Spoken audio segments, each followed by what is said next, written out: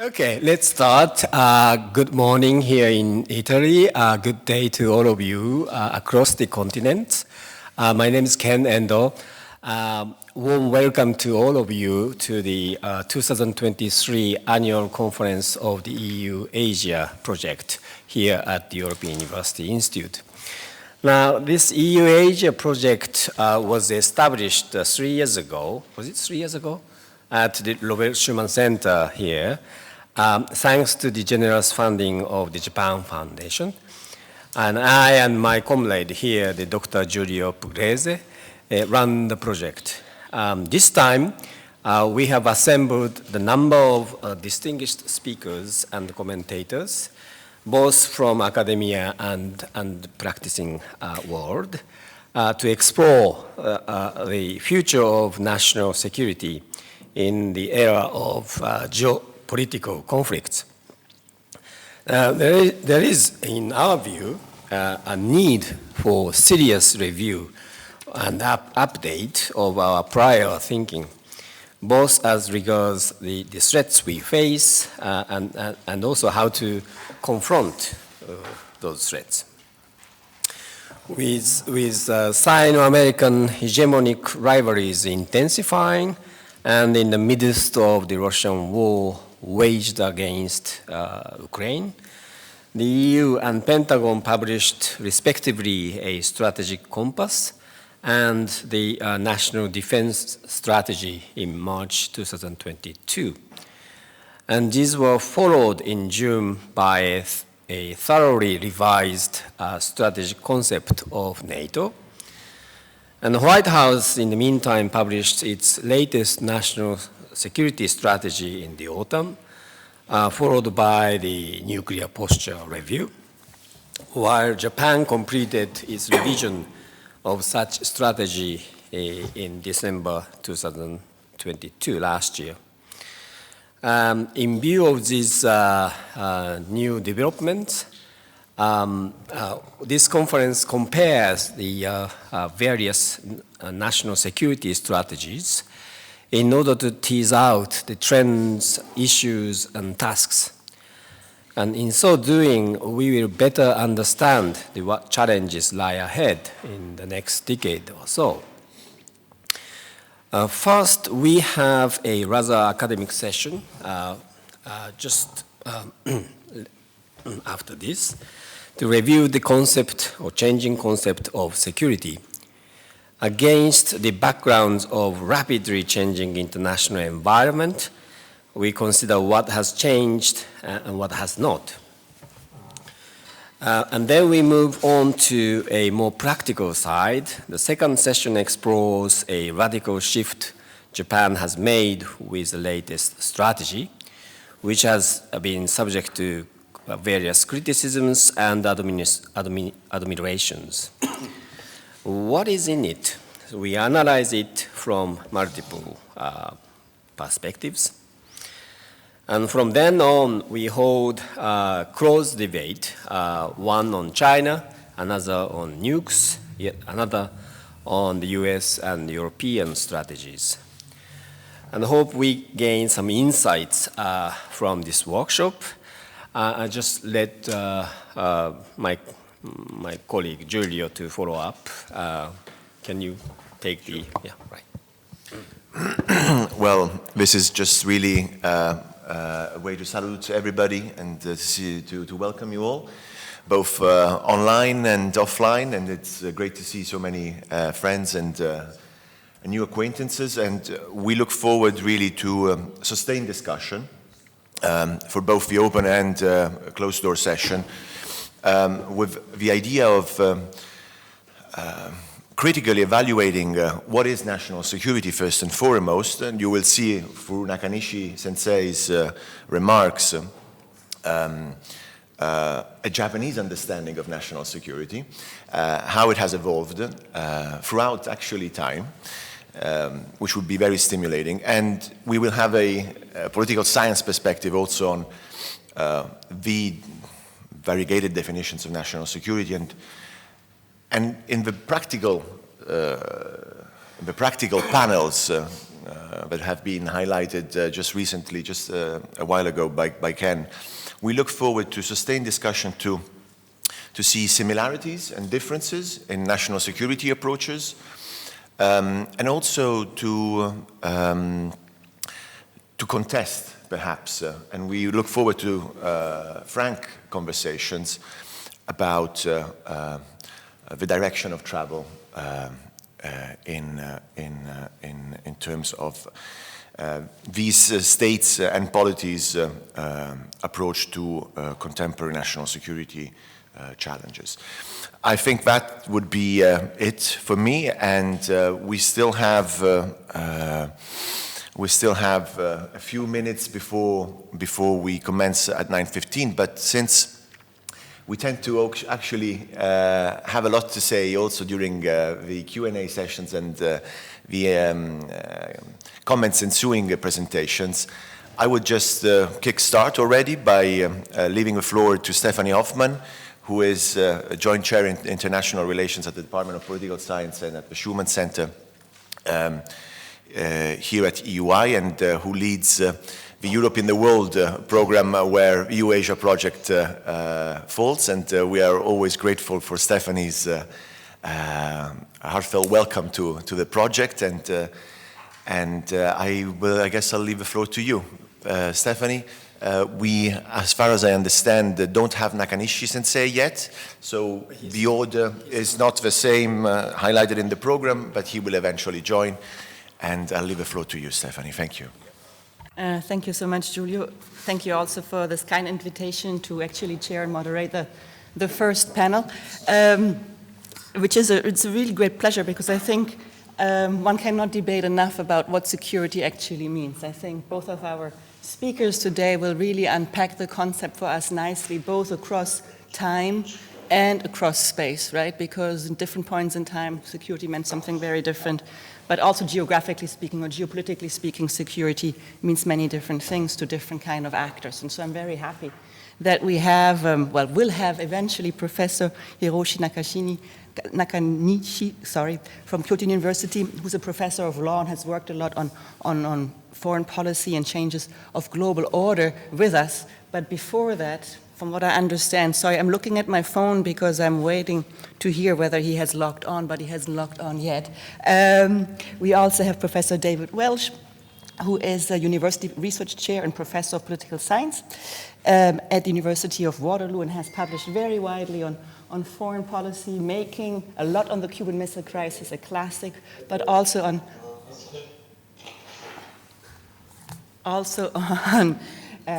security in the Asia Pacific. And so it's a great pleasure to have both of you here to start us off.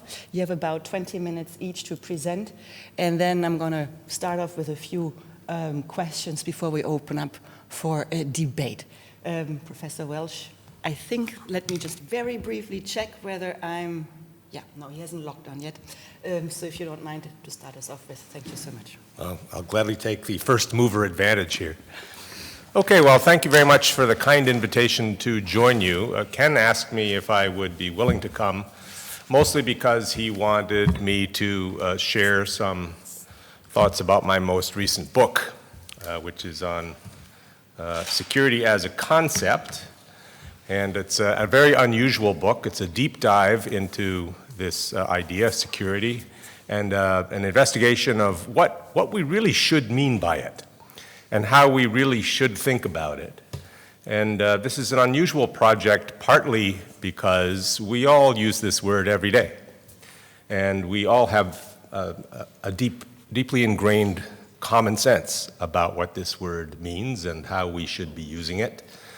And what I wanted to do was to peel that word down to its essentials and try to rebuild it from the ground up on the basis of an explicit theory of value, an explicit understanding of the things worth securing, what it would require to secure them, whether it makes sense even to attempt to secure certain things. In other words, are we devoting our resources to security wisely? And so it's a very big picture, and at the same time, a very sort of nuts and bolts examination of security. And I can't share this with the online audience, but I'll just pass this around in case you wanted to have a browse to see what I attempt to do. But now I'm going to spill the beans. I'm going to give you a lot of spoilers on what I argue in the book. Let me see if I can bring this closer since my eyesight is not what it used to be. So the first and initial question is, well, what should we mean by this word security? And my answer here is that we should understand security as a condition of relative safety from harm. And there's a lot of detail packed into those elements of the definition. So security is a condition, an objective condition of relative safety from harm. And here I am arguing against political scientists who tend to think of security as a subjective thing, who tend to see security as politically constructed. And I would agree psychologically and politically that it's important to understand how understandings of security do get constructed socially. But I also want to argue very, very strongly that we aren't very good at this. And we tend to overestimate threats, underestimate threats. We tend to overvalue certain things that we want to secure, and we tend to undervalue other things that we should want to secure, and so forth and so on. So I have a very detailed argument about why we should understand security as an objective condition of relative safety from harm. Never perfect. Right? Security is a relative idea. You can never have perfect security. That is an unattainable goal. How do you provide security? Well, that does depend on what you're trying to secure and from what you are trying to secure it. And so my analysis of security is very much framed around the Copenhagen School's understanding of the threat reference pair, that you should only ever talk about security in the context of something specific that you want to protect, the referent, and something that threatens it. That's the only way you can actually get analytical purchase on security challenges. I argue there's a variety of ways of providing security depending on the thing you're trying to protect and the threat from which you're trying to protect it, and that you can't always do all of these things. Sometimes you can only do some of them. Sometimes you can't do any of them, in which case there's no point spending any time or energy attempting to secure something. You just can't do it. There are occasions where that is the case. I also argue that it's important not to confuse security as such with any particular mode of security provision. And historically, we have done this from time to time. It hasn't always worked out very well. So for example, in the 1930s in Europe, people understood security primarily through the lens of defense. Well, defense is one way of providing security for something. But actually, the real security challenge in the 1930s was the rise of fascism. And if you really wanted to prevent World War II, you should have been devoting your efforts to preventing the rise of fascism in Europe, a very different mode of security provision and quite a different security referent. Okay, a good part of the argument is devoted to answering the question, what things are worth securing and why are they worth securing? And here I do a deep dive into the theory of value. Some very heavy-duty philosophy here, which takes me back to my roots. I began studying as a philosophy student, and I make an argument essentially that, well, there are only really three things that we can know to have intrinsic value, and those are the things that are ultimately good, ultimately of value. But you can't secure any of those directly. All you can do is attempt to secure the things that make them possible. So our security reference that we should be investing our time and energy and talents in are all things that have extrinsic value. But not everything has equal extrinsic value. And of course, the question also arises, well, valuable to whom? And who gets to decide what counts as something valuable and worth securing? And in the book, I make a strong argument against anthropocentrism. I think it's natural for us all to think of security in very anthropocentric terms. So we're obsessed with human concerns. We're obsessed with human institutions. We're obsessed with human ways of life, largely ignoring the fact that we are not the only sentient beings on the planet. We are not the only intelligent beings on the planet. We are not the only creatures who are capable of intrinsically valuable experiences, or what I call lives worth living. And so I argue very strongly against our deeply ingrained anthropocentrism. And toward the end of the book, I do a deep dive into a selection of security reference that some people would argue deserve our attention. I look at 4 in particular, starting from the macro and working down to the micro level. At the most macro level, I look at the ecosphere, which is that part of planet Earth that sustains life, including the life that it sustains. Then I look at state security, and this is, of course, everybody's comfort zone. We're all familiar with the concept of state security. I look at cultural security, which is a more recent topic in political science, but one that's attracted a great deal of interest. And I finally look at human security, which is a concept that took off in the 1990s. It's less hot today than it was then, but it's still something I think people think quite a lot about. And I argue that there's, in fact, a lexical ordering of security reference. By far, the most important one is the ecosphere, and every other security consideration should be secondary to that. Then I argue in favor of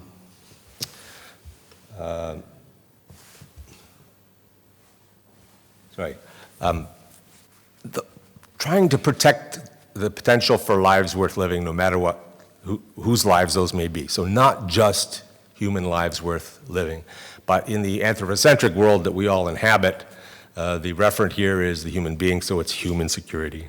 So I've got a long chapter on human security in which I argue that it's not the same thing as human rights. These are 2 totally different concepts. And I argue for a very narrow understanding of human security as the protection only of those basic human needs that are necessary to protect the conditions for a life worth living. I then argue that the 3rd most important security referent is political communities. And again, in the anthropocentric world we inhabit, that today primarily means the sovereign state. That's a recent invention, so in grand historical terms, it would not always be the sovereign state, and it may not be the sovereign state in 100 years or 200 years or 2,000 years. Political communities, political forms change, they evolve all the time. But the one that we have at the moment, the Westphalian sovereign state, is actually pretty good at providing a number of the services that enable lives worth living. But I do not argue that all states are worth securing. There are many states out there that simply do not deserve resources or attention devoted to their security. That's not going to stop them from devoting resources to their security. They're going to do it anyway. But there are some fundamentally ill-suited political communities that don't really justify the time and effort and expense. And finally, cultural security. I argue not that that's the least important in the sense of protecting the conditions of a life worth living, but that you can't really secure culture. That's not possible. Culture is always going to change. It's always going to evolve. And the crucial consideration there is how rapidly does it change, and is the pace of change being forced? And that's the problem we should address with cultural security.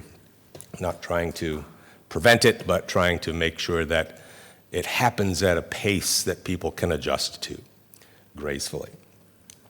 Now, when I saw the program for this conference, I realized, Ken wants to talk about national security, like in a very, very narrow traditional way.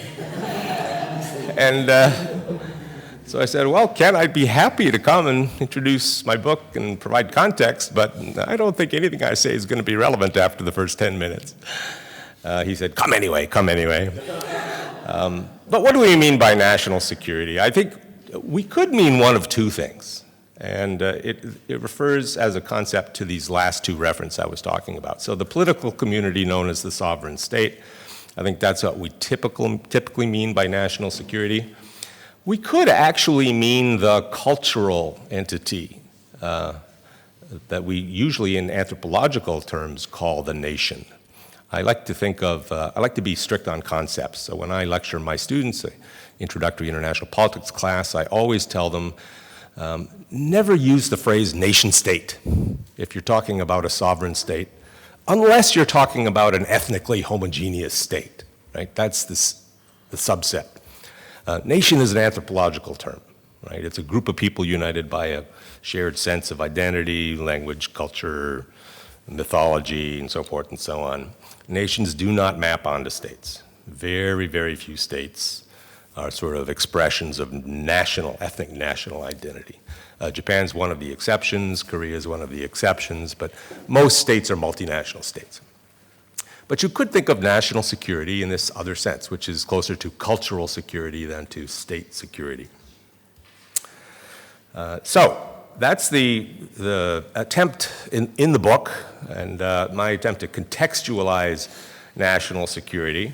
The rest of the conference will go into detail on national security more traditionally understood, and that's perfectly fine. I thought maybe I would just say that the challenge is changing, and I'm sure the nature of the changing challenges will be a subject of conversation today and tomorrow in some detail. But today, if we talk about major traditional hard security threats, obviously we're going to be talking about Russia, but I would say that that's a very short-term issue.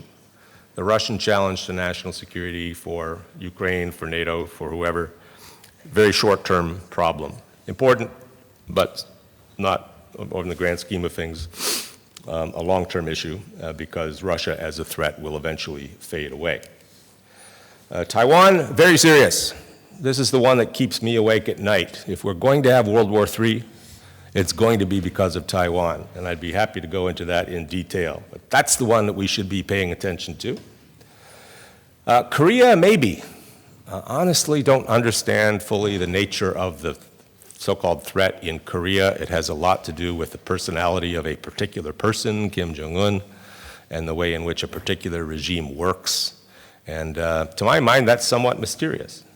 So probably there are people around the table who have better insights into that than I do. But a great deal of uncertainty as to how serious the Korean threat is. South China Sea, no. People like to fret about that. I have a very iconoclastic view of the South China Sea. I don't think it's a problem. I'd happy to go into that in detail. But the gist of my story in the South China Sea is China has painted itself into a corner. It's made a series of mistakes. That's resulted in it being exposed in a completely untenable legal position in the South China Sea, but unable to back down gracefully because of domestic political pressures inside China. So don't worry about China in the South China Sea. They're on their back foot. They're playing defense, not offense, and it would be a safer part of the world if we understood that. Are there other important flashpoints anywhere else in the world? No, not really. We live in a remarkably safe world from a traditional hard security, state security point of view. Relatively few serious flashpoints to worry about. That's the good news. Let's just hope they don't go sideways in a catastrophic way. There are a lot of interesting new dimensions to traditional hard security threats. For example, we're in a new world where cyber capabilities are proving to be decisive on the battlefield. Geospatial location has completely changed the nature of the battlefield today. And if you have a technological advantage in that, you have a massive technological advantage on the battlefield. Artificial intelligence, also changing the nature of traditional hard security threats. In Ukraine, we're seeing the sudden, really interesting importance of drones and drone warfare. Lethal autonomous weapons are just around the corner. They're technically available now, if anybody's willing to implement them. But lethal autonomous weapons pose a number of challenges. to managing national or traditional state security, as well as a number of ethical challenges. It's something in need of serious global governance, so there's a real demand there. Hypersonic weapons, that may reshape the future of the battlefield. So there are a lot of specific things, anti-satellite weapons and space-based weapons. So it's become more complex in a very, very traditional sense to try to provide for state security nowadays. In addition, there's a number of other dimensions that are relatively new historically. Homeland cyber security, of course, obviously very important now with the ability some countries have to bring down critical infrastructure from the comfort of their own homes on the other side of the planet. And a variety of different areas of vulnerability here, including communications, electric supply, water supply, and you name it. Political interference, political disruption, we've had a lot of experience of that recently. For example, social media campaigns sowing doubt and deception, undermining faith in democratic systems, bots, deep fakes, these are all new dimensions of national security challenges. But there are also some overblown threats, things that we tend to spend a fair amount of time and money worrying about that we should not be worrying about. One is transnational terrorism. I don't know why we waste more than 10 minutes a year on this. It's such a minor problem in the grand scheme of things. And yet we've devoted trillions of dollars for dealing with transnational terrorism. Nuclear proliferation. I don't think this is a long-term problem because everybody who thinks that it's in their interest to get nuclear weapons has probably either got them or already tried and failed and no longer has the capacity to do it. A lot of countries do have the capacity to do it, but have pretty clearly decided that it's not in their interest. So I think the nuclear challenge is one of soft landing existing arsenals rather than preventing the spread of nuclear weapons, with perhaps one or two exceptions. Chemical weapons, we tend to worry about that more and more over time. Again, I don't think this is a big problem because they're not militarily useful, in part because they're not controllable. Similarly with biological weapons, not militarily useful because they're not controllable. And in any case, chemical and biological weapons are not really weapons of mass destruction. Nuclear weapons are the only genuine weapon of mass destruction. So it's a changing landscape, even in a very traditional understanding of national security nowadays. So obviously lots to talk about, and the rest of the conference will be looking in more detail at, I'm sure, all of these things. But I do want to suggest that prioritizing so-called national security as we do is a necessary but very tragic distraction from the truly important security imperative of protecting the ecosphere.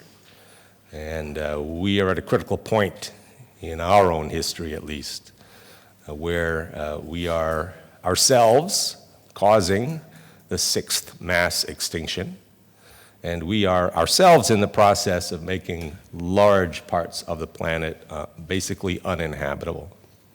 And that is going to have serious ripple-on effects, not only for us, for human societies, for human politics, but for species in general. So, with that by way of context, I will leave it there. Thank you so very much for this. This was perfectly kept to the 20-minute time limit, so wonderful. And welcome, Professor Nakanishi. Can you hear us? Perfect. Yes, I can hear you well. So with no further ado, the floor is yours. Thank you so much. Thank you. Yes.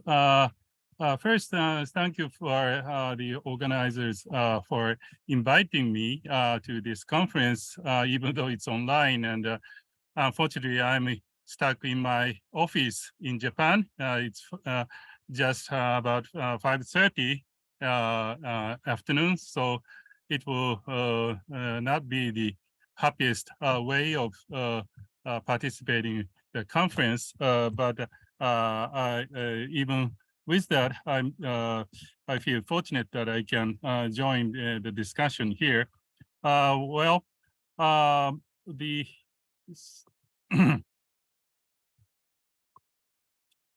Well, David gave his philosophical approach to the notion of security, particularly in talking about the overcoming of the traditional national security concept. And I think I have many things to agree with him, but since I don't have much of the philosophical background like David, I just focus on what I probably can contribute most, which is to talk about the about Japanese way of looking at security as one case study of a non-Western country dealing with the notion of security, particularly the notion of national and international security, because I think that will help sort of help to think that in this globalized world, we are not looking at the Westphalian European sovereign state model, even though we talk about security, and that security covers a lot of areas, including the national security and the global security, as well as the ecospheric security, as David mentioned. So we have to think about the diversity of the notion of the security, and probably the historical and cultural background to define the security for its own context. In the case of Japan, there is no word security, of course. It's non-Western country, so so there is no historical similarity in the sense that Japan does not share the history of the Greek, Roman, ancient philosophical, political, legal background, and the Christian philosophy in the medieval ages. But having said that, the Japanese history shows some similarity with the state modernization with the European Westphalian state system. There are several pre-modern concepts corresponding with Western notion of security. I write some Japanese words, but probably most of the participants do not read the Japanese.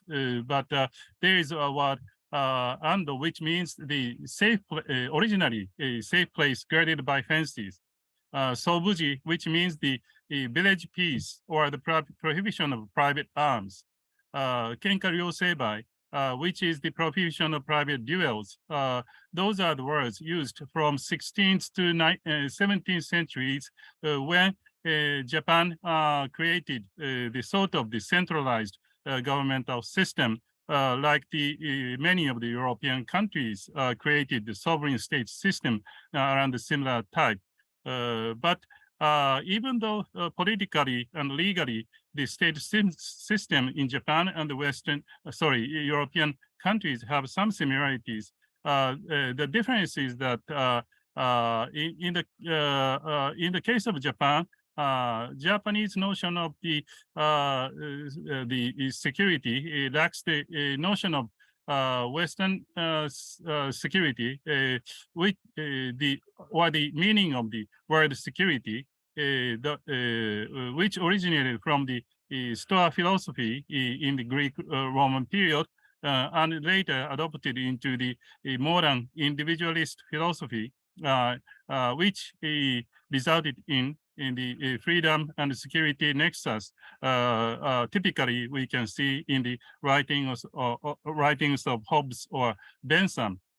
So in the case of Japan, the security is more of the social collective state concept and not necessarily connected with the individualist or the philosophical background.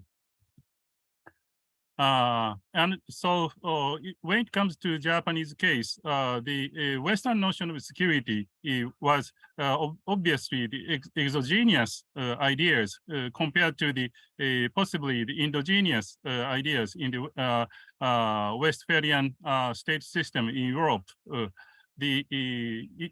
Japan faced the need and pressure to cope with the Western imperial state system in 19th century. The early 19th century, Japan first faced that type of new Western forces coming to the East Asian part. And that created the sort of political struggles within Japan in the middle of the 19th century. And resulted in the sort of the compromise of imperial sovereign state, Western style imperial sovereign state, with Japanese emperor-centered ideology. So that was the sort of hybrid combination of the Western legal political state organs and the Japanese traditional political ideology. That sort of formed the sort of the compromised state in late 19th and early 20th century. Then, particularly after the First World War, the Western imperial state system transformed itself into the post-World War I state system, where the security became one of the key words in the diplomatic international system, like the League of Nations and other international organizations. And Japan again faced the need to adopt this new state transformation of new state system, which caused the political struggles from 1920s to 1950s, and included the Second World War, where Japan tried to expand and maintain its imperial sphere in the East Asian and Pacific region, and Japan was defeated. Then, after the defeat of the war, the post-war period saw the sort of the division between state elites and the social leftist leftist groups, where the state elites called for the Western-style military security, while the social left-wing liberals called for the pacifism, which opposes the notion of Western-style military security. That struggle continued up until 1960s, but gradually economic prosperity became one of the state society consensus, and created the sort of original Japanese security notion of Sogo Anzen Hosho, which means comprehensive security, which was intended to differ the Japanese style security concept from the Western style national security concept of the Cold War period, what we now call the traditional military-oriented security notion.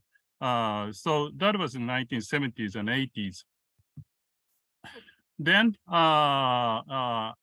when the Cold War ended in the around 1990s, the world, including Japan, faced another stage of transformation of international system, and of course, Japan needed to adapt itself to this new transformation. I think for Japan, there are three characteristics of this new challenge, new transformation. First is the predominance of liberal international values, which was dominant, particularly in the 1990s, where the U.S.-centered alliance system, as well as the global, as well as and European international organizations called for the victory of the liberal international values. Japan didn't necessarily articulate that kind of values during the Cold War period, but in the post-Cold War period, Japan needed to articulate more on this aspect. The second challenge was the globalization and westernization of the Japanese society itself. By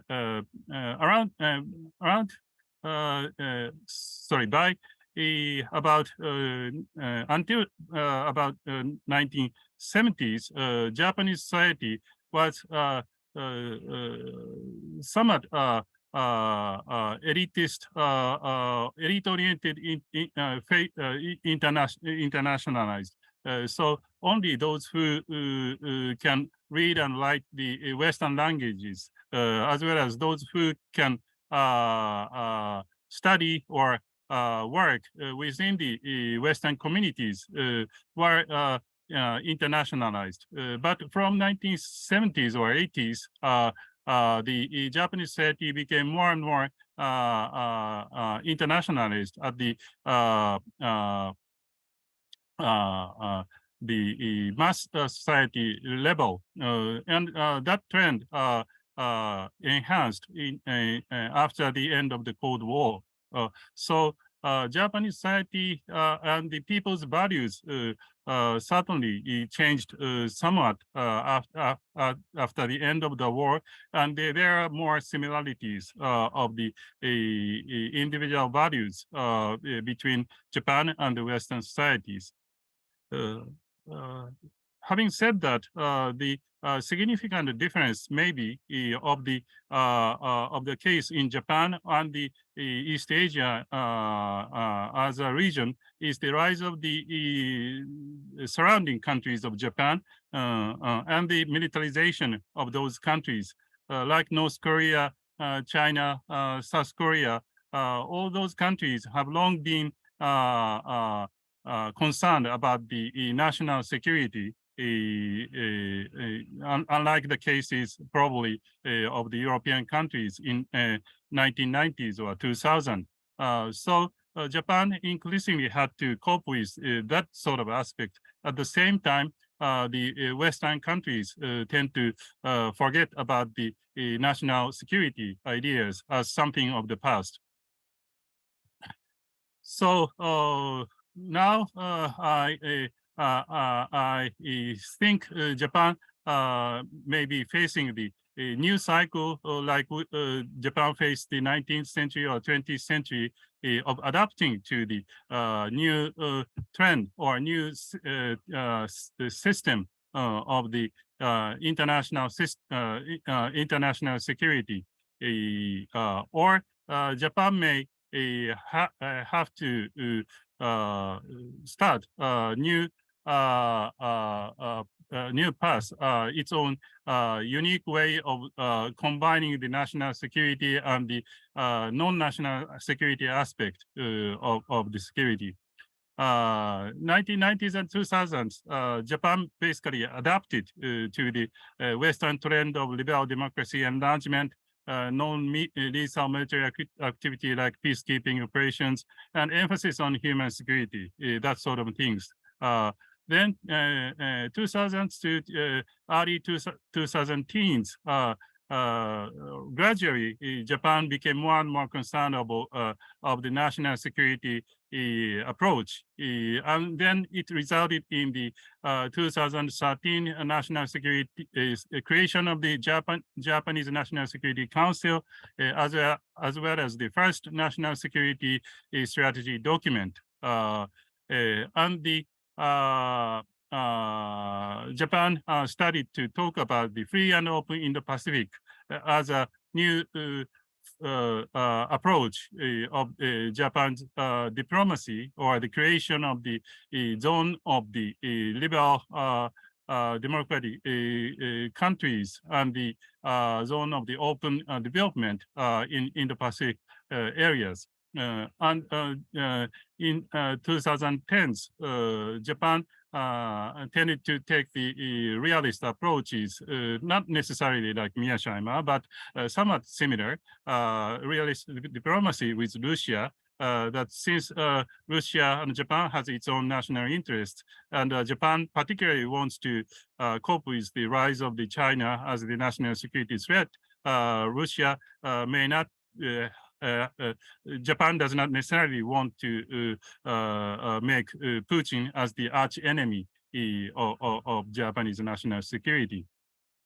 Then, right now, as my friend Tokuchi, Mr. Tokuchi will talk a very detailed way in the next coming session, Japan now adopted the second national security strategy, as well as the related documents, which try to rapidly increase its defense capability. And surprisingly, there is no strong political opposition so far within Japanese society, even though this new security and defense approach can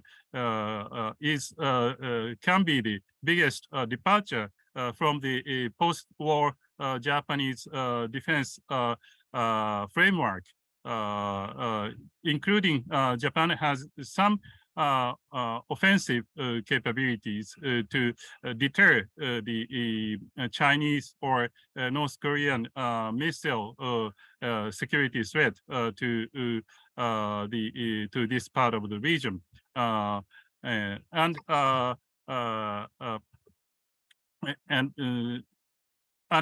so this is where we are right now, and it is somewhat synchronized with the Western sort of wake up with the traditional national security issues or the military security issues, to at least after the Russian invasion last year to Ukraine. But at the same time, one typical difference maybe with the Western, particularly the European countries with Japan, is that this strong awareness of the national security issue right now in Japan is associated with the relatively low interest in ecospheric security, like climate change or the global health security issues. Japanese, in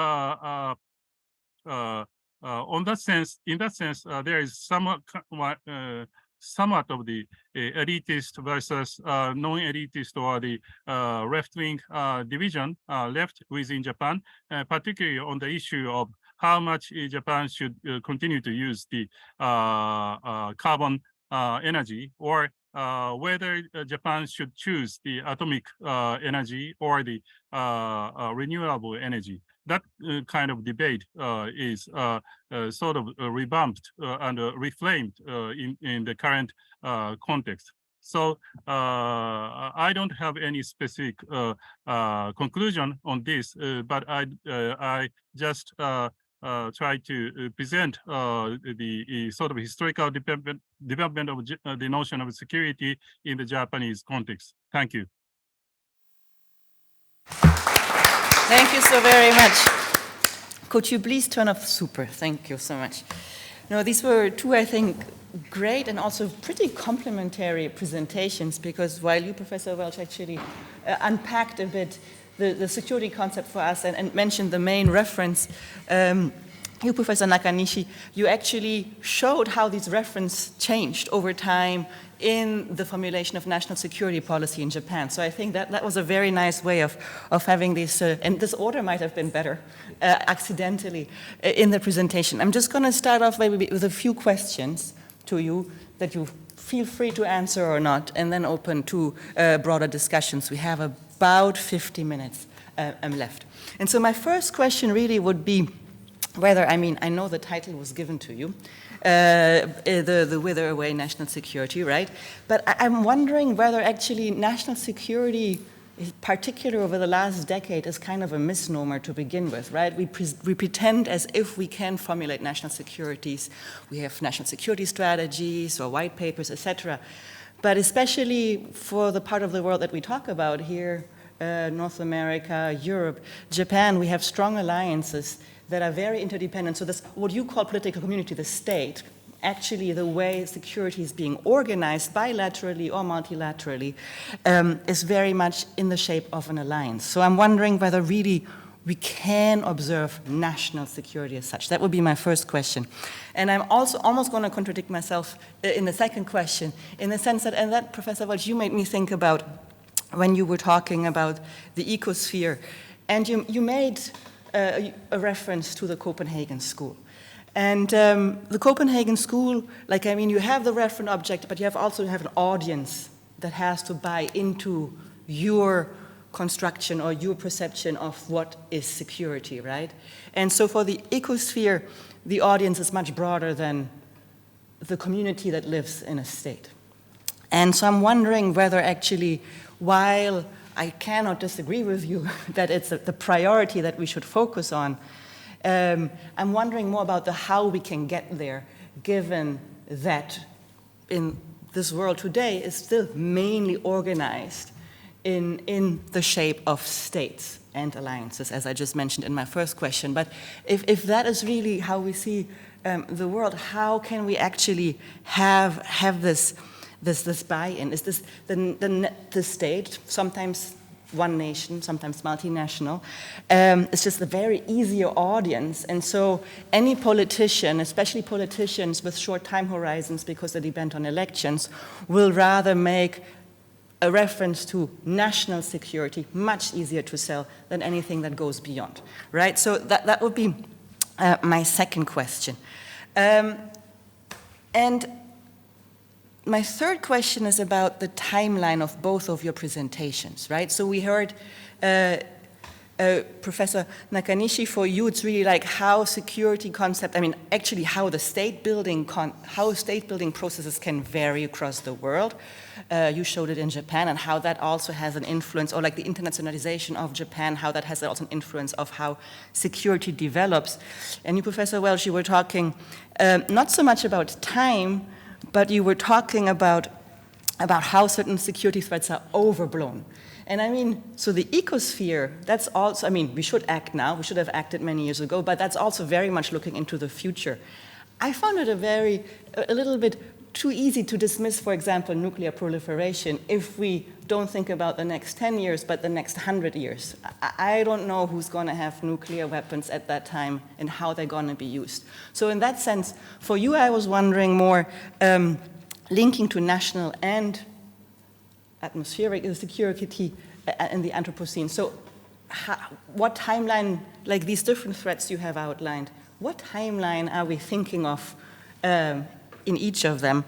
And for you, Professor Nakanishi, I was wondering also, so you made it sound like, I mean, at least to me, maybe I misunderstood you, but you made it sound a bit like it was easy to change the concept of security in Japan via international forces. But I wanted to know more about how actually, what are the political forces in Japan that are maybe resisting a more comprehensive, a more hard security approach? So how is this change actually politically possible?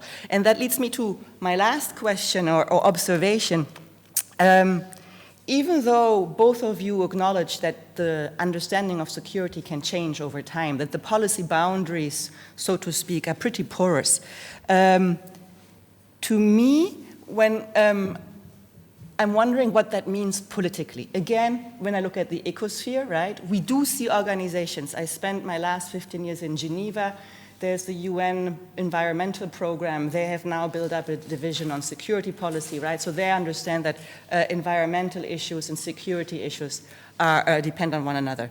NATO has a climate change and security agenda that it passed a few years ago, right, with an agenda, I think, sorry, I looked it up again, 2030, right, where it brings different actors together. So we actually now observe more and more that when we think of security, may it be national, international, what we observe is that many different actors with different expertise from different policy areas are actually being brought together. So what is the core of national security is my last question to the two of you. Thank you so much again. If you may, I'll bring it back to you. Don't answer all of these questions. Just feel free to maybe pick one or two, and then we open up for a broader discussion. Great. Well, these are great questions, and you said we have 2 days to answer them. Did Professor Nakanishi want to go first, or did you want me to go first, or what's the... Yeah, please go first. Okay. Yeah, so I think you're absolutely right that it's almost impossible now, increasingly difficult to do national security by oneself. I mean, fewer and fewer states are even attempting to go it alone. Sweden wants to join Norway. There's a conversation in Switzerland now about possibly also joining NATO. So it's a very interconnected world, and promoting your own country's security, sort of narrowly understood. I think increasingly people realize that you can only do that in conjunction with others. And to the extent that global order is important for stability and predictability, you have to provide for the security of a global order of some kind. Which global order? Well, it depends who you talk about. It depends what you talk about, too. I think it's useful to distinguish the so-called rules-based international order from the liberal international order. I don't think they overlap. I don't think there's as much conflict over the contours and terms and conditions of the so-called rules-based international order as there is over the liberal international order. We know that China is not fond of the liberal elements of the liberal international order, but actually the rules-based international order, I think, is in better shape than we think, and to the extent that we can buttress it, the more service it will provide us, and the better it will help everyone protect their national security. This is why the Russian invasion of Ukraine is such a problem, right? It's a violation of core principles of international order since 1945, and if you don't actually defend those core principles, they're not going to be reliable bulwarks against aggression in the future. So yeah, and you're absolutely right that with respect to securitizing the ecosphere as a political challenge, the fact that national leaders are answerable to only their citizens, only their own voters, and that there is a huge collective action problem here in dealing with climate change. This is a big part of the challenge, and the best way to address it is to try to convince everybody that everybody is suffering. Everybody will be suffering. And so it's not somebody else's problem. It's not Vanuatu's problem or the Maldives' problem that they're going to disappear because of ocean sea level rise, right? It's important to demonstrate that everybody is going to pay a massive price if we don't do it. If there's time, I'll come back to your timeline question, but I don't want to dominate right now. Thank you so much. Professor Nakanishi, please. Yes, I don't think I can answer many of the questions you posed, but first, on 2 points, I agree with David.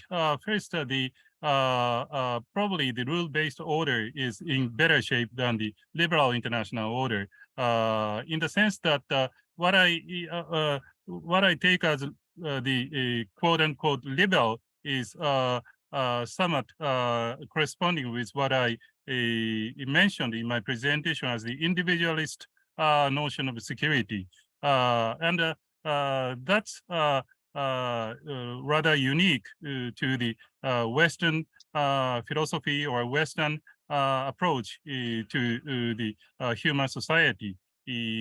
Many of the countries, including Japan, share much of the political values or the legal frameworks, or the at least the notion of law must be respected and law must be good for the public rather than the single individual autocrat.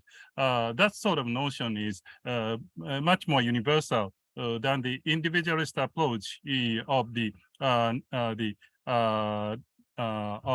society, including the notion of security. The second point I agree with David is that the nature is getting more and more important aspect of our security. And on that score, Japan shares much of the that thought. In my view, in Japan, the issue is not necessarily taken as the security issue. It's more of the preservation of nature and the sort of cohabitation between humans and ecology. That kind of approach. So the how you look at the issue or what kind of lenses you choose is diverse and not necessarily be the same all around the world. Lastly, I'd like to mention about the question of who has been resisting the notion of national security in Japan. It's a very complicated question, but there are basically two forces. One is the sort of the traditionalist force who sees the Westernization, including the Western-style state creation, is anti-traditional to Japan and bad for the people's welfare. That's one group. The second is the anti-state elite group who or the more of the liberal-leaning Western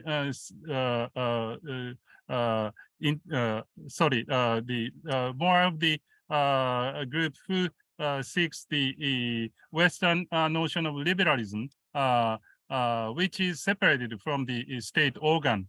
So those people are more sort of the Westernized than the state elite in Japan, but they tend to see that the state as the tool of the oppression.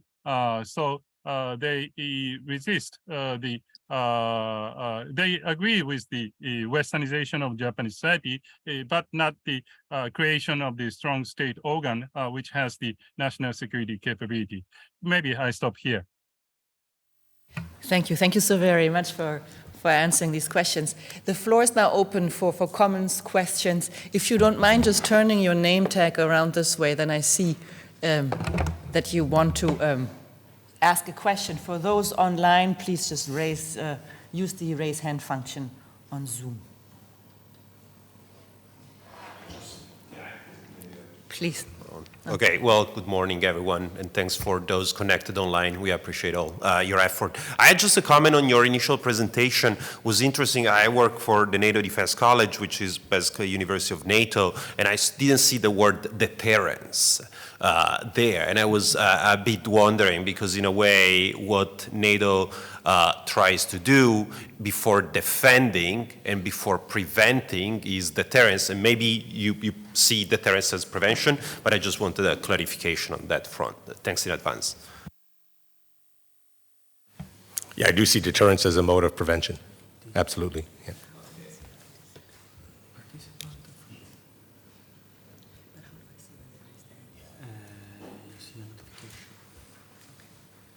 Maybe I could take a lull here just to tell a little story in answer to Stephanie's third question about timeline and, why am I downplaying the role of nuclear proliferation.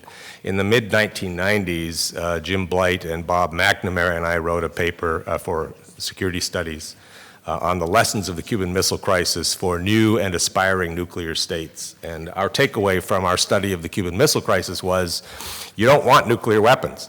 They're more problem than solution. They buy you lots of trouble and they don't actually gain you anything of any significance. And we took this paper to India to brief it to Indian government and military leaders. And this was just before India officially went nuclear. And Bob was giving a long talk about how, you know, the Soviets and the Americans in 1962 were basically unconstrained in terms of resources, in terms of human manpower, human talent, and look at how they found themselves in this unwanted nuclear crisis that almost went sideways. There were a series of mistakes, and by God, it was lucky that we got out of it without World War III. And the commander of the Indian strategic forces stood up and said, well, of course in 1962, Soviets and Americans made mistakes. They're Soviets and Americans. We are Indians. We don't make mistakes. And that was terrifying. He was deadly serious. Deadly serious. Just an absolutely terrifying statement. And India went nuclear. And what has it bought them? What's the benefit? So there was if those online want to ask a question, and I don't see that you raised the hand, please just use the chat function and I will read the question. In the meantime, we have a couple of questions here in the room. Mr. Tokoshi, please, if you would start, and then Mr. Zelionka.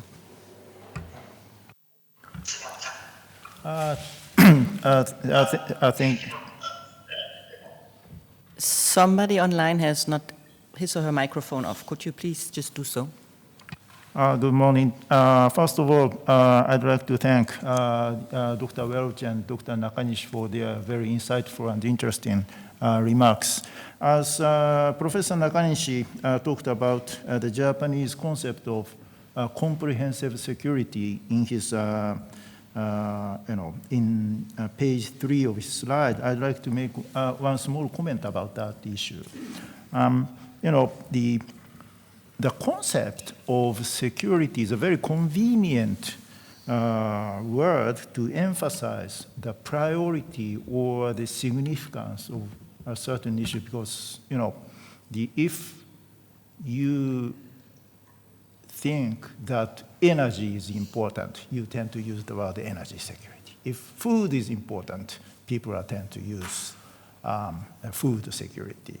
Climate change is important, then climate security. So if so, everything can be important. So it can be just a collection of hollow political slogans. In the Japanese case, those who do not want to emphasize or those who do not admit the importance of military power for national security are likely to favor the concept of comprehensive security in order to dilute the significance of military power for security. So, of course, I also understand the importance of the, comprehensive nature of security. Security, national security or international security is not about military issues alone. It has, very diverse, elements. I fully understand that. But in the Japanese case, one challenge is that the Japanese has to emphasize the importance of military power to have the Japanese public and even politicians and some elements of academics understand the true nature of military power for establishing peace and stability in the world. And at the same time, avoid any misunderstanding on those people that security is a very, very comprehensive one. That's a, kind of agony in the Japanese mindset. So if you carefully read the new national security strategy of Japan, it has some, reference to that kind of thing. And in that context, I'd like to I'm very sorry to be long, but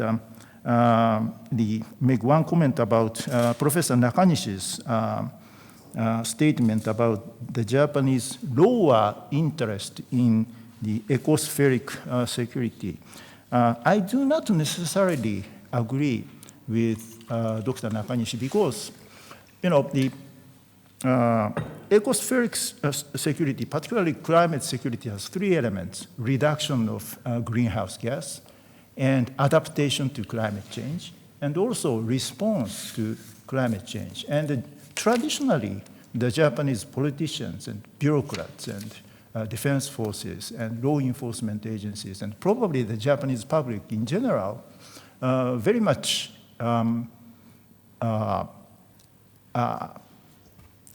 know the importance of response to the negative impact of climate change, particularly HADR.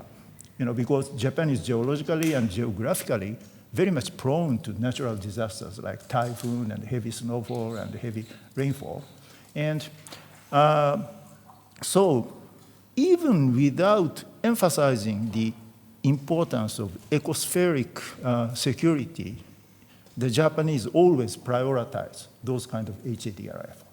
And as far as the reduction issues are concerned, I agree with Dr. Nakanishi, because reduction is a kind of matter of environmental policy. It doesn't have to be regarded as a matter of security. So even without attaching importance to that kind of things in the national security strategy, the Japanese are already emphasizing those things as national policies. That's my impression.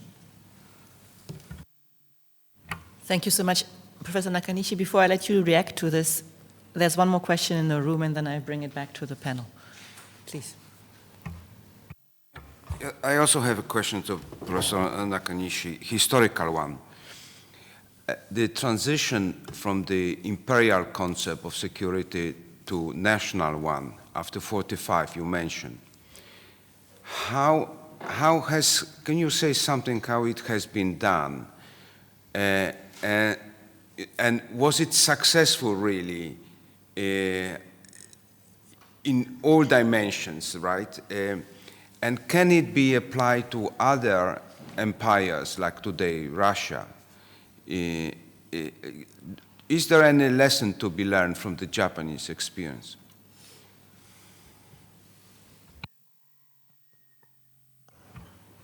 Back to you, Professor Nakanishi, please. Well, thank you for the comments and questions. First, to my friend Tokuchi-san. On the issue of the ecospheric interest in Japanese society, of course, we can argue a lot about this. Exactly what Tokuchi-san said, that Japan has long been concerned about the natural disasters like typhoon and earthquake and those things. Japan is pretty much the affluent in that kind of natural disaster. Japanese society and politics tend not to think those issues as the environmental or ecospheric issues. It's always the role of the state to cope with that kind of natural disaster, but it's more of the emergency response to those things rather than the long-term political or the economic issues to be tackled with. The one possibly one proof of that is that there is no green or environmental oriented political party in Japan.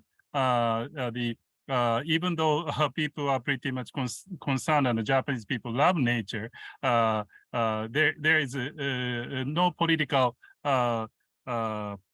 program to cope with the environmental issues, at least so far in Japan, and there is no prospect of green coming up in Japanese political sphere. So I stop here. Then the next question about the historical lesson. on Japanese experience. Well, of course, it is again very complicated issue, and it will take several hours of lectures, at least, to discuss those matters. But one difference, or the one typical lesson Japan had in the post-Second World period is that Japan enjoyed both freedom and security in the very devastating defeat after the war, because Japan was occupied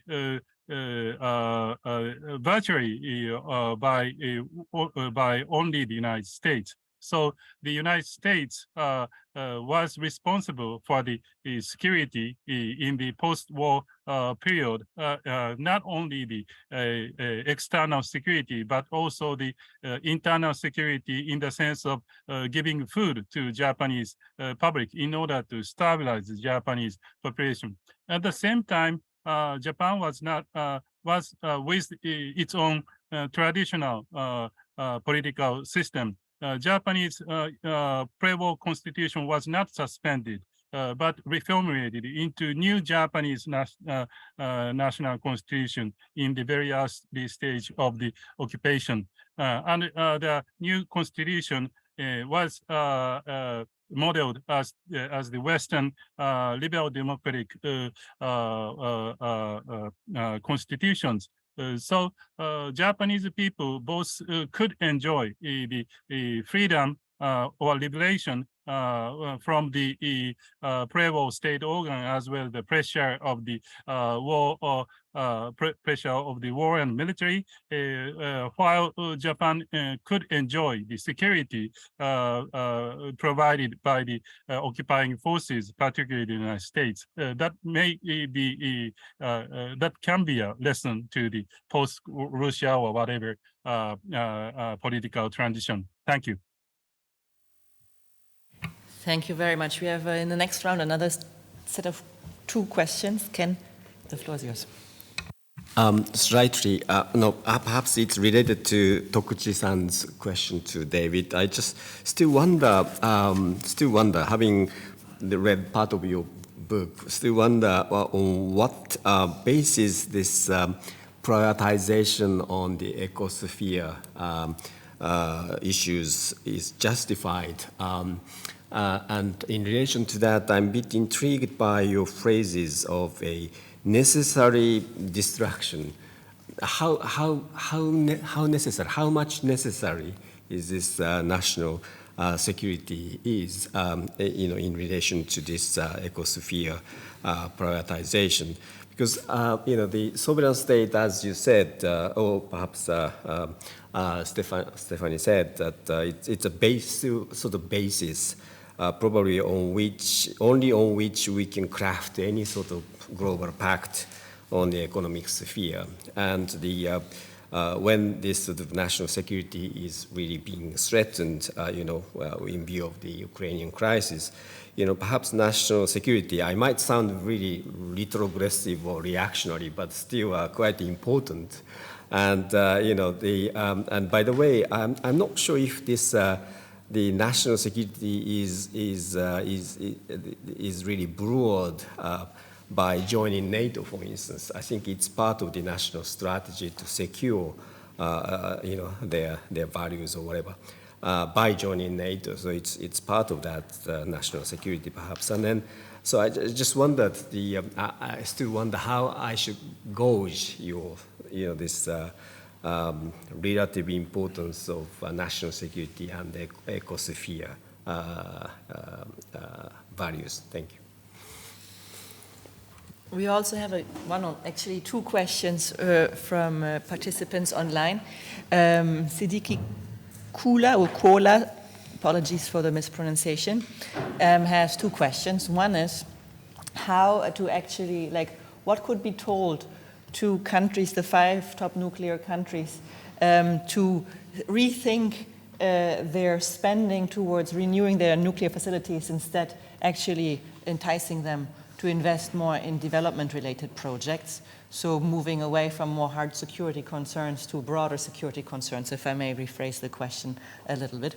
And the second one is also about how now, with the war of aggression led by Russia in Ukraine, how to secure the value chain both on the European and global level. I think these questions go maybe more to you, but Professor Nakanishi, if you want to also jump in afterwards, please feel free to do so. Okay, some very big questions there. In response to Ken, the priority of the ecosphere in my argument comes from the fact that a healthy ecosphere is the precondition for lives worth living, and not just our lives worth living. Any species capable of intrinsically valuable experiences requires a healthy ecosphere in order to thrive and to persist. And we're temporary. We are a recent evolution, and we are going to disappear. And with luck, we will leave the planet in good enough condition that our follow-on species will continue to be able to enjoy lives worth living. But we may be able to terminate it. We may be the last of a very sophisticated species, and that would be our own fault. So it's an obligation not just to ourselves, but to future generations and future species to leave the planet in good condition. So that's the big picture story. Now, national security, as I said, I don't think all countries are worth securing. And the ones that aren't worth securing, there's no philosophical justification for them devoting resources to their security. They're going to do it anyhow. That's what elites do. But they can't really justify it against the background of a theory of value. Having said that, if you want to provide ecospheric security, you need to have a functioning global governance ecosystem. And to have a functioning global governance ecosystem, you have to have predictability and stability, and you have to have order. And among the things that we require in global order now is some assurance that we're not going to be running around invading each other and committing aggression and squandering resources and distracting ourselves from more important challenges. And that's why it's very important to support Ukraine right now. And it's very important for all countries that are in a position to do so to help do that. And it's why it's also very important to make sure we don't have World War III breakout over the Taiwan Strait. One reason that's a big problem is I think China subscribes to the proposition that non-aggression against a sovereign state should be a bedrock principle of international order. They just don't see Taiwan as a sovereign state.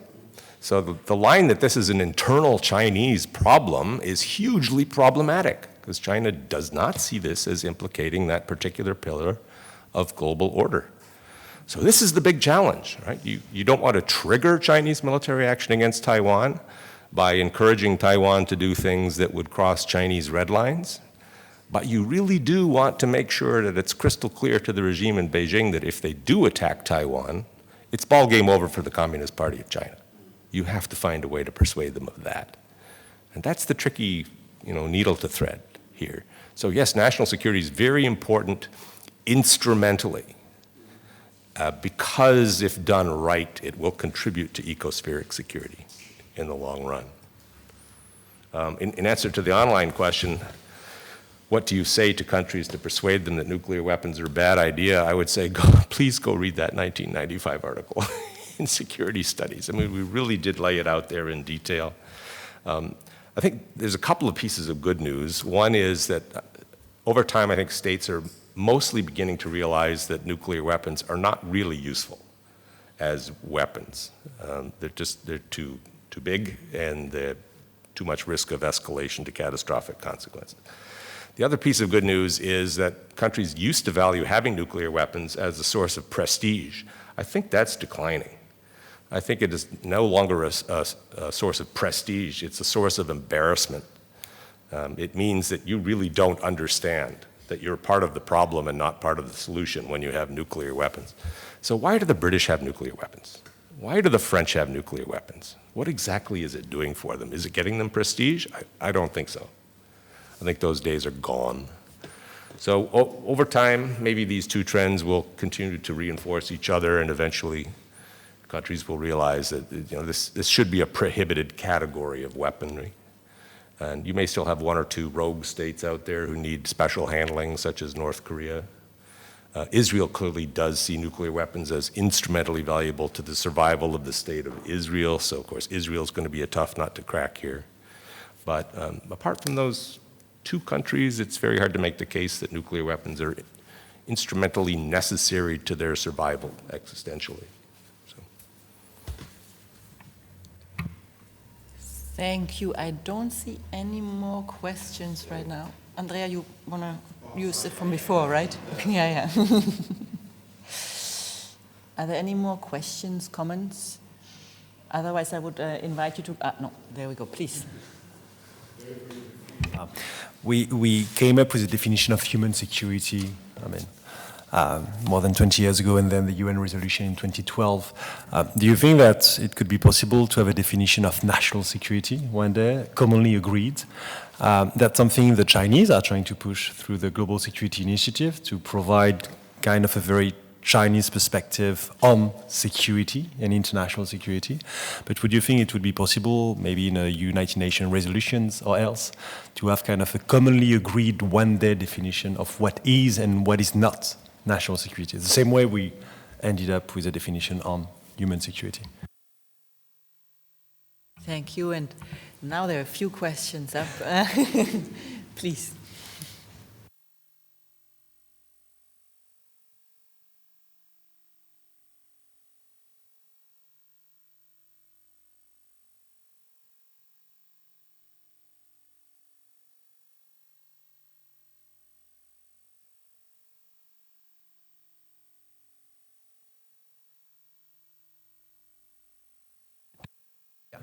I'm sorry to hear that Taiwan has been mentioned several times, but in a very tragic context.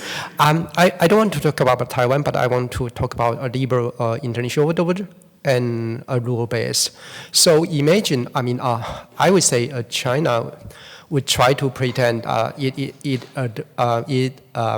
adhere to rule-based international order, especially in the context UN, and I think Russia probably would also claim it comply with UN because it exercised veto power. So my question would be, if the rule-based order, we focus on mainly on this break later rule-based without any value-based, which is many, probably Professor Nakanishi would argue is European or Western value-based.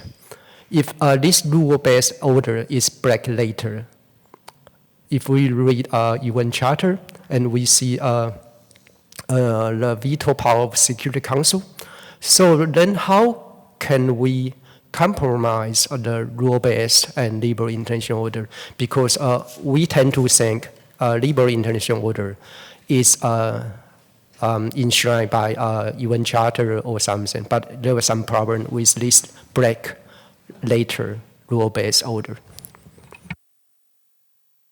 Exceptionally, I will take a third question in this round, if you don't mind.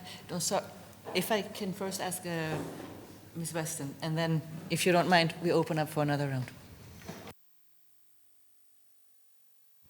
Thank you very much, and it's really a pleasure to be here. I confess an institutional interest since I represent the European External Action Service, so I'm a bureaucrat, but I wanted to pick up on the points, particularly you, Professor Welsh, talked about collective responses being needed to some of these emerging security challenges, or if you like, changes or evolutions in the security agenda, so the technology agenda, the disruption that this causes, and you gave quite a lot of examples of these kinds of things, but also obviously the climate emergency. So the way that we think about our security agenda is changing. The sorts of challenges we have to address go beyond traditional military means, and the point that you made, Stephanie, at the beginning about alliances or different groupings of countries to try to address security challenges through different kinds of alliances or mechanisms. So I think I just wanted to ask where you see, what sort of institutions do we need, collective institutions do we need? This is an environment where we see a proliferation of multilateral, minilateral. This is happening a lot in the Asia-Pacific region. Regional organizations, overlapping, interlocking kinds of mechanisms. Are these mutually reinforcing? Are these undermining stability and predictability in international order? And this is a very pressing question for us in the European Union, because we are not a nation state by any means. We're not a state. We're not an international organization or an alliance that matches any other pattern. We're a strange kind of creature. But when it comes to issues like setting norms, standards, supporting international conventions, we have a tremendous amount to put on the table, particularly with regard to some of these new kinds of challenges, including in the area of warfare. So new norms and standards in the area of warfare when it comes to the use of technology, but also importantly in the sub-threshold category. We're calling it hybrid threats, but there isn't a single definition of this. But how do we introduce new ways of accepted behavior with this emerging security agenda in an international environment that, from some perspectives, looks like it's becoming more complex and more fractured? And in the European environment, we used to argue that this interlocking complexity of regional institutions was a way of preserving security. Now we have a big challenge to that concept right on our doorstep, and our existing security architecture is now up for question again in a way that it hasn't been in many decades. So what sort of institutional frameworks or collective responses do we need to try and address this? Coming back to what you said about the need for some sort of stability, predictability in our global order if we want to challenge this. And are we actually making it worse for ourselves by these alliances, minilaterals, lots of different kinds of initiatives in small groups, or is this something that we can see in a positive format as a way of helping to underpin this more predictable sort of order? Maybe that's a lot of questions in one. Thanks. Thank you so much. Given that time is running away, Mr. Tokushi, I actually, if you don't mind, also ask your question. Then again, you can choose. Because apologies, I will have to close. At least I will have to leave at 10:45 because I'll teach for 4 hours after this. So I have no choice. Please. Well, thank you very much. I have a question to Dr. Welch, because you mentioned the South China Sea issue. So could you make a little bit more detailed comment about that issue? Because the threat that Russia poses to Europe and Ukraine are different from the South China Sea issue.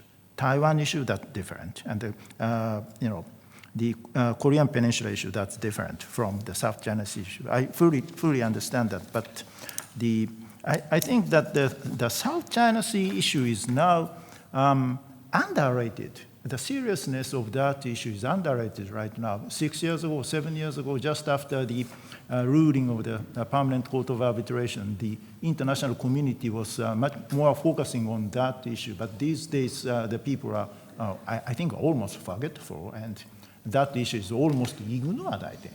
But that issue is a kind of gray zone warfare, very kind of silent invasion. So I think we should shed much more light on that issue. So could you make a little bit more comment about that issue? Perfect. Julie will take over after I have to leave to run to class. So now that I opened for so many questions, if this is the last question, I would also invite you to ask your question if there are no more. Perfect. And then we correct, please. Thank you. Great. Sayuri Romei from the Mansfield Foundation. I had a quick question to Professor Welch.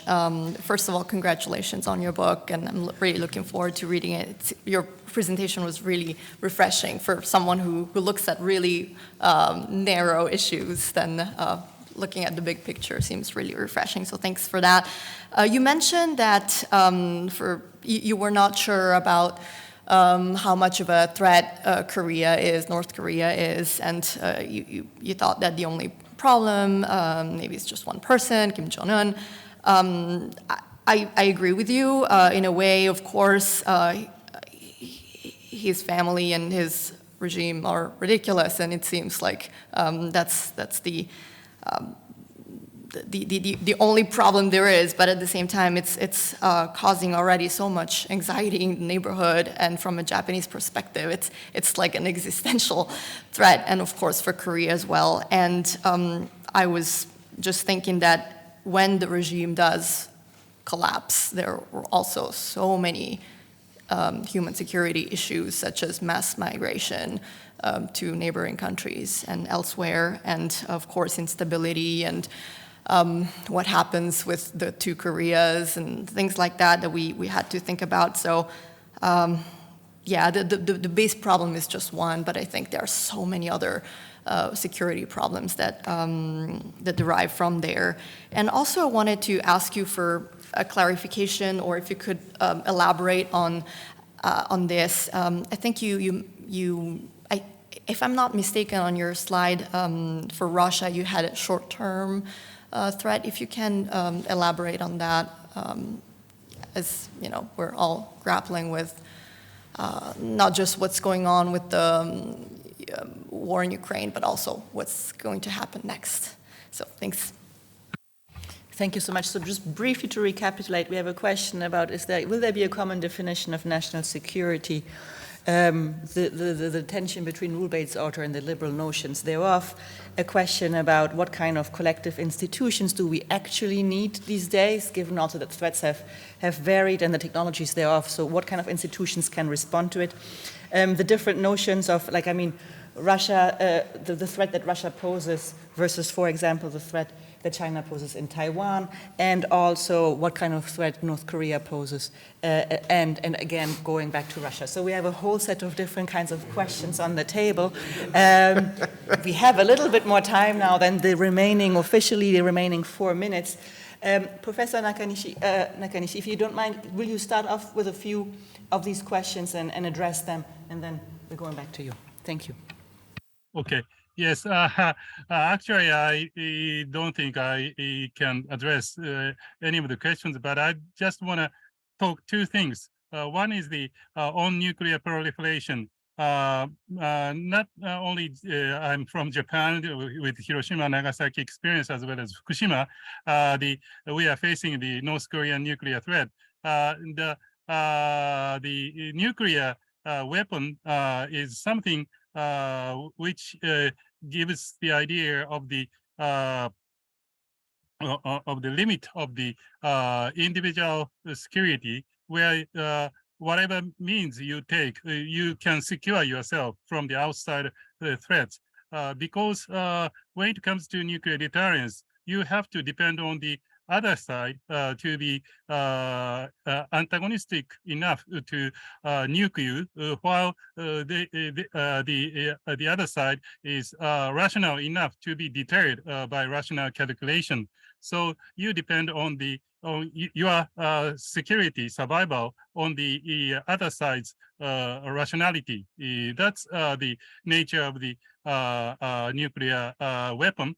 So that, I think, gives the sort of the path to the idea of the ecospheric security, or the going beyond the national security notion like David was talking. The second point I'd like to mention is the necessity for the strange kind of creature.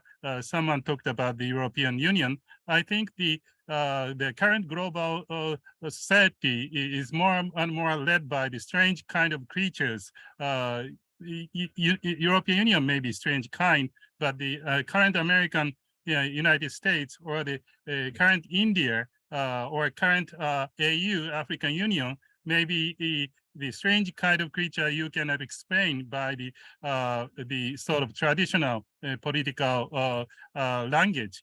But you cannot do away with those kind of creatures. So we have to go by evolutionary ways as opposed to the constructivist way, like Friedrich Hayek mentioned. I stop here. Thank you. Thank you so very much. If you don't mind, Giulio, we're going to switch now roles because I have to run. We have to set up the classroom. It was a pleasure meeting you. I hope I see you again tomorrow. And with no further ado, please. Good luck teaching. 4 hours, that sounds exhausting. So many good questions here, and we don't have much time. But on the question of whether we should attempt a single definition of national security, I think that is a really excellent question and probably a good project, but maybe we can come back to that at the end of the conference, because we'll be spending 2 whole days essentially working our way to possibly being able to answer that question. So I won't attempt to preempt that discussion now, but let's come back to that one. On the rules-based versus the liberal international order, when I talk about the rules-based international order, I talk about the principles which are not particularly infused with liberal values, Western liberal values. And these include things like the sovereign inviolability of recognized state borders, and they include things like following international law. The UN Convention on the Law of the Sea, for example, that's an element of the rules-based international order, but there's nothing liberal about it. So it's not an element of the liberal international order.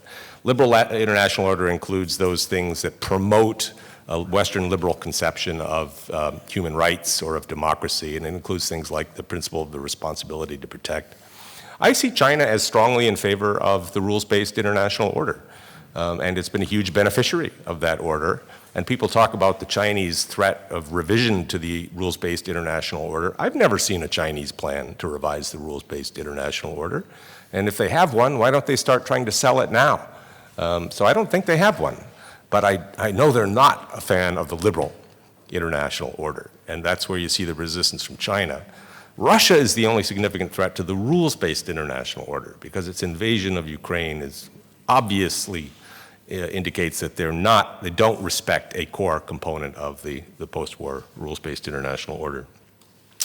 That has implications for the collective institutions question we had. Obviously, the UN Security Council now is dysfunctional because you have a spoiler with a veto power. And so what that means is that the action moves elsewhere. And on Ukraine, it's moved to the General Assembly, where you've had some significant votes which pile on the moral pressure against Russia. But my view is what you need is a robust ecosystem of global security governance institutions and regional security governance institutions, so that when some of them fail, as they will, you've got others who might be able to succeed. And the more the better to some extent, but don't put your eggs all in one basket. I think it was naive to think that the UN could be the one-stop solution for all global security problems. It clearly is not. So we need this variety of institutions, and some of them should be variable geometry as well. So creativity is important there. South China Sea, very long story. What China's been doing in the South China Sea is the result of an incredibly bitter internal bureaucratic battle between hardline nationalists and internationalists. And they roughly map onto the security organs, including the PLA on the one hand, and the foreign ministry on the other. And it's been up and down. But when the hardline nationalists were in the driver's seat, beginning a little before 2012, 2010 to 2012, through 2016, it was a disaster. China started doing all kinds of things that cultivated what we have today, which is the aggressive China narrative in the South China Sea. Very unilaterally assertive, very disrespectful of other countries' interests and claims. And then the Philippines Arbitration Tribunal decision comes down, and it's a massive loss for China. And the internationalists began winning some of the internal battles again. So if you pay very close attention to what China's been doing in the South China Sea since 2016, it has mostly been complying with the tribunal decision. They just have not been advertising it. And I'm not making this up. You go through point by point in the actionable items in the arbitration tribunal ruling, and you will see that China has changed its behavior. But it's trying to pretend that it didn't lose. It's trying to pretend that the ruling had no validity, and that's for the domestic audience. So they've been trying to stealthily comply, and it's worked on the domestic side. Chinese people do not think that China has lost anything in the South China Sea. It has not worked on the international side. People still think China is being an aggressive outlaw state in the South China Sea. And it's not true, but they are trying to make sure no other country, no other claimant in the South China Sea does anything that makes it obvious to the domestic audience that they have lost. in the tribunal ruling. So there's a lot of very strong signaling to other countries, don't go drilling in oil blocks that our people think are Chinese oil blocks. They are very careful now to enforce like fisheries regulations only within 12 nautical miles of features that they claim, which is permitted under the UN Convention. And remember, the tribunal ruling did not say anything about who actually owns which territorial features in the South China Sea. So, you know, they're walking that tightrope, that's fine. So they've been keeping their nose pretty clean. But whether that's sustainable in the long term is an open question. It may be at some point that some other country in the South China Sea does something that just makes it obvious to the world that China has lost, in which case Beijing will have the choice between bailing on the UN Convention on the Law of the Sea, going full outlaw on the one hand, or actually admitting defeat to the domestic audience. And, you know, given the state of Chinese politics today, I would bet my money that they'd go full outlaw. I think the regime is terrified of looking domestically like it is unable to defend what the Chinese people think are Chinese rights, even though they're not. China does not have those rights in the South China Sea. They are a signatory to the UN Convention, and they know that. So they're not foolish, they're not stupid. They know that they painted themselves into a corner and are trying to find a delicate way through it. North Korea, there the big question to my mind, and I don't know the answer is Kim Jong-un and is his regime very status quo and all they want is to maintain power in North Korea? Or is he very ambitious and he wants to be the guy who succeeded where his grandfather failed in reuniting the Korean Peninsula under North Korean rule? And if it's the latter, we're in trouble. If it's the former, we're not. But we'll have to see how that plays out. And yes, there would be huge human security challenges if the regime collapsed. Interestingly, those would be challenges faced almost entirely by China, because that's the exit route for panicking North Koreans. And so that gives China an incentive to be helpful in that situation as opposed to harmful. And why is Russia a short-term problem? Because Russia is in serious decline, serious long-term decline. And it just will not be a significant political player internationally in 100 years. Its economy is almost entirely dependent on fossil fuels, that's a wasting asset. And when we decarbonize the global economy, Russia will be in a very, very weak position. I think it's also politically, potentially very fracturable. And so, you know, when the Putin regime, when it finally goes, probably something more compliant, more friendly from the world order perspective will supplant it, and then Russia will come on side once again. That would be my long-term guess. But in the short term, yes, it's a huge problem, in part because Putin and fellow thinking arch-Russian nationalists have not reconciled themselves to the collapse of the Soviet Union and are trying to undo some of those changes. Fantastic. Thank you very much. We have explored the concept not just of national security, but also of security from a conceptual and increasingly also cultural specific definitions. But we are moving to a more pragmatic understanding of what are the challenges, what is coming up next. We are also venturing into predictions, which is what this conference is going to be about, including the next session that will include a deep dive into Japan's three strategic documents and what they mean in terms of national security and perhaps security developments broadly conceived. And this will also apply to the closed-door sessions that we will venture in throughout today and tomorrow. I have some housekeeping to do. Actually, before I do housekeeping, I wanted to acknowledge the receipt of Professor Ram Mason from the University of East Anglia, a good friend of mine who is now, as I understand, in Okinawa doing research. He has written a comment on North Korea, according to which North Korea has several key families that have overseen remarkable stability for the regime. He suggests Hazel Smith's book, University of Central Lancashire, if I'm not mistaken, a North Korea specialist, and the Kims are merely a front family, quote unquote, according to Ra. We are going to reconvene, and this is not just for us, but also for those online, at 11:10.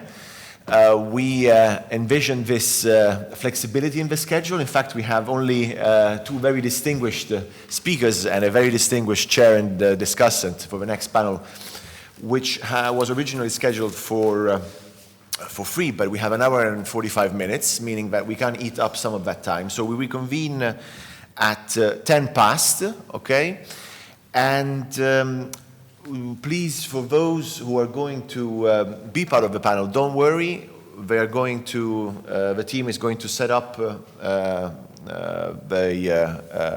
tegolini here in this front. They will take the placards, the name cards here to the front, so don't worry. And you can move your bag if you prefer. And I guess that would be it. Yes, thank you very much, everybody. Thank you.